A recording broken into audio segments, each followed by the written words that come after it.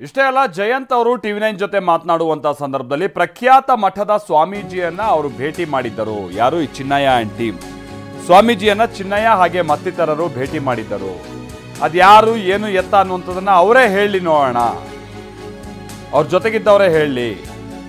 ಈ ಪ್ರಕರಣದಲ್ಲಿ ನಾನು ಯಾವುದೇ ಶಿಕ್ಷೆ ಅನುಭವಿಸೋದಕ್ಕೂ ಸಿದ್ಧ ಅಂತನೂ ಕೂಡ ಎಕ್ಸ್ಕ್ಲೂಸಿವ್ ಆಗಿ TV9 ಜೊತೆ ಮಾತನಾಡ್ತಾ ಹೇಳಿದ್ದಾರೆ. ಮತ್ತೆ ನಾನೊಂದು ವಿಷಯ, ದೊಡ್ಡ ಸ್ವಾಮೀಜಿಯವರನ್ನು ಇವರು ಮೀಟ್ ಮಾಡಿದ್ದಾರೆ. 1 ವರ್ಷ ಹಿಂದೆ ಮೀಟ್ ಮಾಡಿದ್ದಾರೆ ಇವರು. ಯಾರು? ಇವರು 3-4 ಜನ ಎಲ್ಲ ಹೋಗಿ. ಯಾರು? ಇವನು ಇವನು ಚೆನ್ನೈ ಹೌದು, ಚೆನ್ನೈ.